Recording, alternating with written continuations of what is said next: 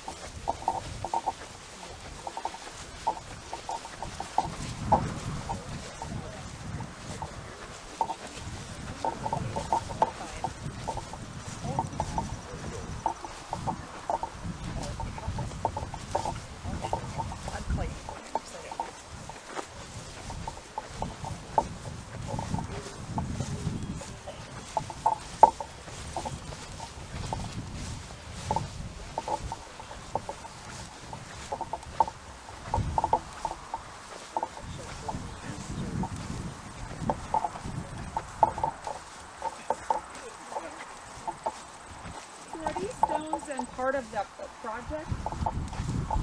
Just waiting. Yes. Yeah, I'm going to talk about in just a second. Yes, they are.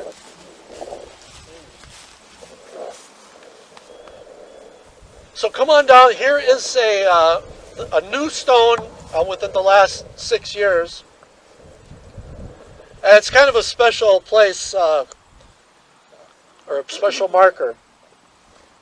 Civil War veteran Henry St. Cyr was a member of the 2nd Minnesota Battery of Light Artillery. 2nd Minnesota Battery of Light Artillery. Now, the 2nd Battery is really not memorialized in history books as, being great war heroes. They didn't make any heroic charges or hold back a Confederate line sweeping across Union troops. They simply did what thousands of other soldiers did during the Civil War, their duty. Made up of Minnesota boys from all walks of life, they served together in battle, overcoming disease, homesickness, and rebel bullets. And after doing their part to ensure the Union's preservation, they came home and lived their lives as best they could. So little is known of Henry St. Cyr. All we know is that he was committed to the state hospital and died there January 25th, 1893. This headstone was installed in 2015 with a military ceremony conducted by the 2nd Minnesota Battery of Light Artillery reenactors to just give some recognition to Civil War veteran Henry St. Cyr. Right here. Now, remember I said less than a month after the hospital opened, John Olson died? Well, this is what the paper had to say. Less than 1 month after the hospital opened, the August 28, 1890, Fergus Falls Daily Journal just published a notice under the heading Probate Court. It read, John Olson found insane and committed to 3rd State Hospital for insane. Superintendent's receipt filed.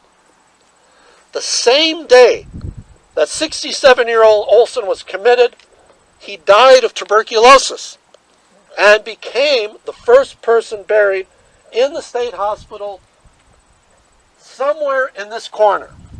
We don't know. Here's the little stone that they want to install. But it could go over the fence line. No one's really quite sure exactly, but this is the oldest corner. This is where John Olson is buried. So these markers, these are the ones that Remembering with Dignity had made and will at some point hope to get placed. So they're the ones we are standing on. They've done this over the past 10, 12 years. Any questions about? They're still active somewhat. But and is the exact location 100% accurate? I don't know. No, probably not. There's a lot of research that goes involved in trying to find people, and as we'll find out with the Poor Farm Cemetery. So no, I can't 100% say that Peter Erickson is buried right here. So, all right, where are we going? Oh, this way.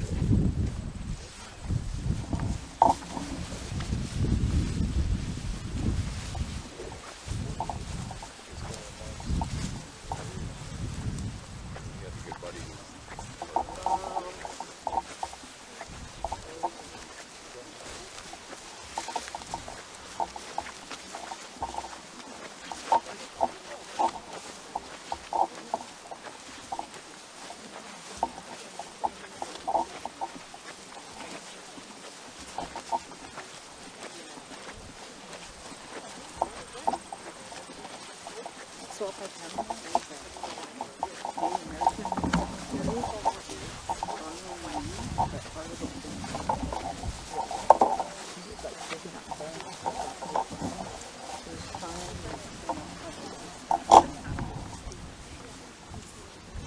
who's the Amazon guy?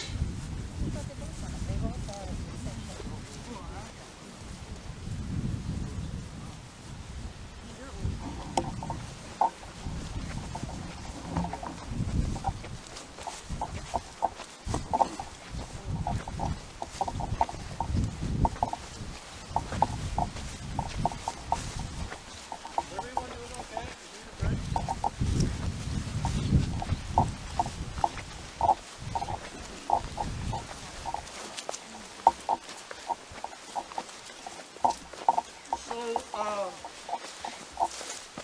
going to talk about the Scandinavians a little bit, so don't get mad at me.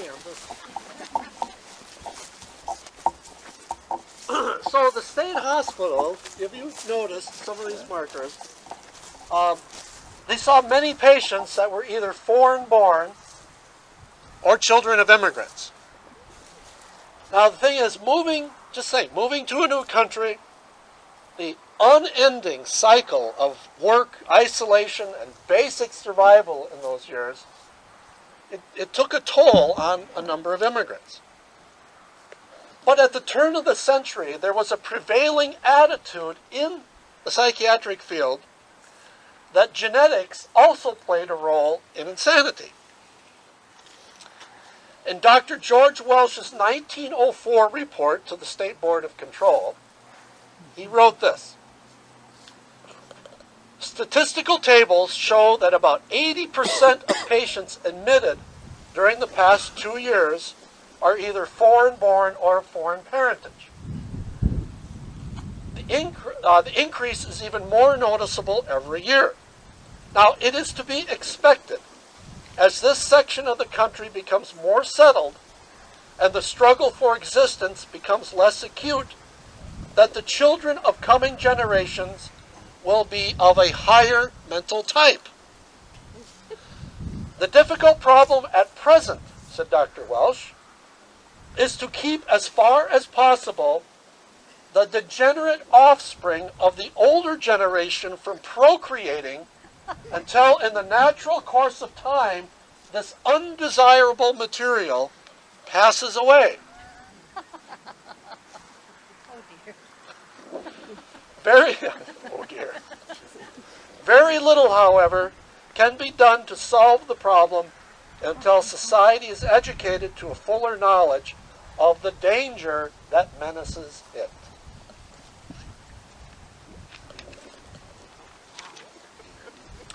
Well, here's the story. When Emma Lundin turned 21, she left Sweden for a better life in America. Now, on the voyage over, she met a man named Carl Wick. They obviously fell in love, and they married in September 1883, and several years later homesteaded in Pennington County, Deep River Falls being the county seat. So by 1895, Carl and Emma had 4 daughters and 2 sons. That's 6. 7 years later, a son and 3 more daughters had been added to the family. In 1903, Carl suddenly died, leaving Emma with 10 children, little money, and no means of support. Within a year of his death, she was committed to the state hospital, her mind having, as they said, failed from the responsibility of being left penniless with 10 children to care for. 15 months after her committal, she died at age 44 and is buried here at the cemetery. I don't think genetics has anything to do with that. I think 10 children and no means of support. Wow. Okay, see that? We'll just stay here. There's a white marker, another one that looked like Henry St. Cyrs. That's a very fascinating story. That is a monument to World War I veteran Joseph Pearson. And unfortunately, we have another sad story. Born in Sweden in 1893, Joseph Pearson immigrated to America in 1911. While working as a hired man on the wood farm in Anoka County, Joseph fell in love with the Wood's daughter, Grace Wood. And apparently, much to the dismay of her parents, Joseph and Grace were married on June 30th, 1915. So a couple years later, the United States declared war on Germany in April 1917, and Joseph, of course, had to register for the draft. According to their great-granddaughter, Joseph's in-laws disliked him so much they bribed the Anoka County Draft Board to have him sent directly to the front lines in France. And sure enough, Joseph was assigned to the 350th Infantry Division of the 88th Battalion. After 12 weeks of training at Fort Dodge, Iowa, he was on the front lines in the trenches in France. He survived, and he was honorably discharged in May 1919. So in October, he was living in St. Louis County. But in December, he was declared insane in a probate court hearing in Duluth. And he was transported to Fergus Falls in December, 4 days short of his daughter's 3rd birthday. But Joseph's paperwork indicates that he was single with 1 child, and his attack of insanity was the first one that he had had. Documents reveal that Joseph believed his wife's relatives wanted him dead, and he had long periods of melancholia. Again, according to his great-granddaughter, Pearson's in-laws did in fact want him dead. This, of course, coupled with the brutality of trench warfare and to come home to a wife who wanted a divorce, his melancholia was understandable. Likely, of course, related to post-traumatic stress. In his intake report at the state hospital notes, this patient is emotionally unstable, cries easily, and is subject to severe depression. He talks rationally, is quiet, and does not appear to be hallucinated, but still suffers from delusions of persecution.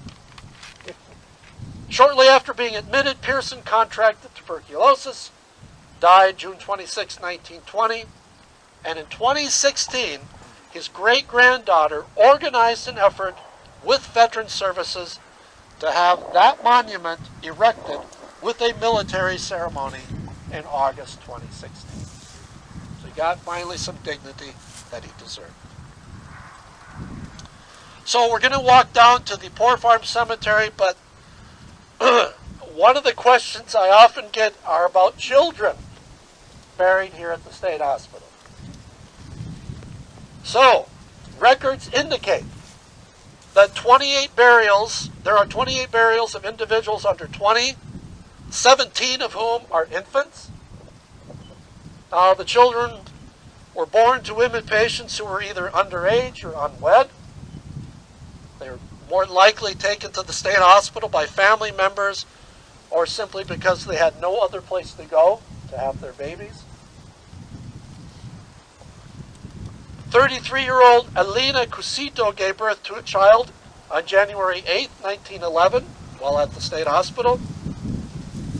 The child, who was never given a name, died 6 days later of bronchitis. Elena did have a husband and 3 other children, aged 8, 6, and 5, at home in St. Louis County. The question is, why was a pregnant Elena committed to the state hospital where she had her 4th child? And here's somewhat of an uplifting story, a little bit. A baby girl was born to a 21-year-old woman on May 27, 1939. But the baby died that same day of, quote, accidental drowning in a state hospital toilet. The father was unknown. The baby's mother ended up moving to Deer Creek. After the trauma of losing her child, she moved to South Dakota, where she went to school, got her nursing degree. She ended up working in Olympia, Washington, and then Grand Forks. And while in Grand Forks, she became an obstetrics nurse supervisor. And after retiring, she moved to Deer Creek, becoming a member of Trinity Lutheran Church, dying in 1988. She did indeed overcome that trauma.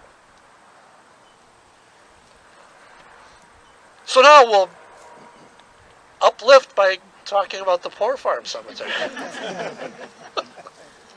All right, so what we're going to do now is walk over to the Poor Farm. A couple gentlemen are there who have done a lot of volunteer work, kind of bringing it back. That sounds weird, bringing it back to life, but at least sprucing it up. So where that white sign is, follow me. We'll walk over to the Poor Farm Cemetery. I feel bad.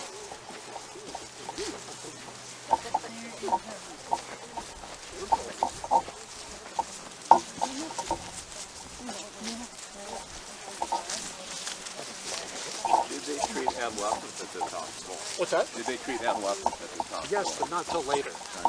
Yep. Late 50s, 60s. Hello. Hello. Waiting for you guys to catch up, so. And you got up quick. Yeah, I am a fast learner. So his family was trying to kill him. Yeah, it sounds like it. Send them off to fight in the front of the World War I. Yeah.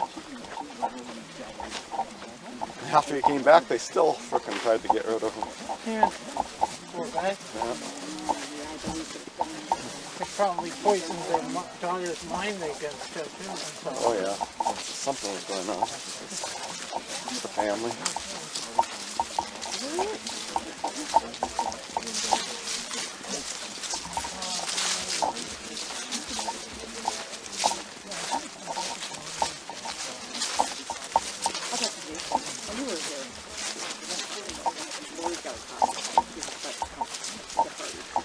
So I take it Ben's on the mend? Yeah. He's going to be back at work on Monday. He wanted to come today, but I think he could have came. I think so too, you know, especially since we're out in the open. Yeah. I don't think he's contagious anymore. He's feeling fine. He's probably not contagious. His mom wasn't around, was she, Bryce? I don't know. Kathy doesn't eat that stuff. No. Hopefully she stays away.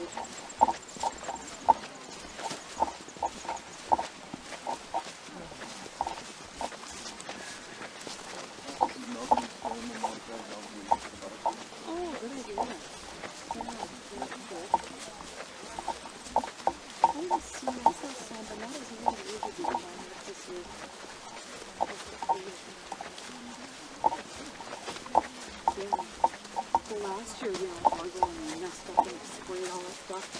then he died.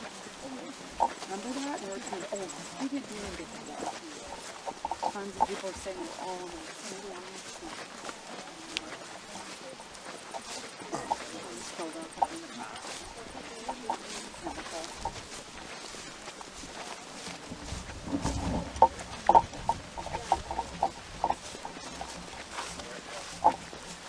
No, I don't think Bree would have done well with the heels today. They could have been a little rough. Yeah. Yeah, she's kind of shaky, I noticed. I don't know if it's meds or... So she probably wouldn't have done too well. I think if you wore good shoes, it helps. Oh yeah. But you can get unsteady with those boots or... What's that? So you don't want to be, I mean. She won't have the surgery. She doesn't have the money. How much the DA is going to pay for that? New. No, That's elective. Meds That's what they consider it. What's that? They consider elective, I'm sure, with military, so. Yeah. But you get some hormones free though. I don't care about that. Oh, this is nice. Yeah, they add a lot of stuff to your... The roses are... Can I listen? No. Close your... Yes, of course you can.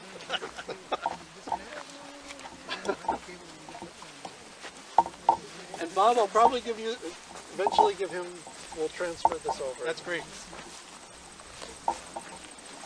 You might have to hold it. He's a big talker, but not always a loud guy. Oh boy. Hey, I didn't say a word. Nice group. Yeah, it's a little rambunctious. No heckling, not like my downtown tours of people.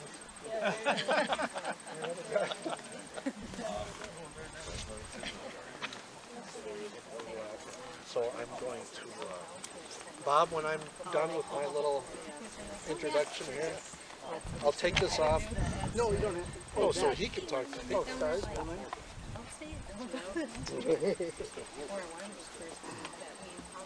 Oh, come on in. Don't be shy. Come this way. They're not accepting any more people in the Poor Farm, so don't worry. I don't think so. Scott, the city's not. Not that I'm aware of. All right, so from the July 30th, 1880 Fergus Falls Weekly Journal. The county commissioners, after duly considering the subject, have decided to purchase a farm to be used as a home for paupers and the poor of the county who are wholly supported by the county. The board has looked quite thoroughly at several pieces of land with this object in view. So, before there was any sort of government social safety net, Social Security was instituted in August 1935. Who was responsible for the poorest of the poor? Well, the state of Minnesota placed that burden on individual counties. In January 1881, Ottertail County purchased 160 acres in Fergus Falls Township, 2 miles north of Fergus Falls on what we still call the Jewett Lake Road. And on that site, a large 2-story square house was built with a full basement and a steam heating plant. And as a working farm, there were smaller other outbuildings were constructed for poultry and stock. Apparently, about 30 cows a day were milked. There was also a granary and a horse barn. The first resident was a man named Otto Schofield, who arrived on the farm in November 26, 1881. And there were typically, about 20 residents at the poor farm at any given time. So each township took care of its own people. The people sent to the poor farm were provided with clothes and shoes, and in the early 1900s it cost townships $20 a person a month that they sent. That money went into a county-administered poor farm fund, and the people hired to manage the poor farm had a salary along with room and board. The farm was as self-sustaining as possible. The county did not provide any assistance except in cases of extensive repairs or building additions.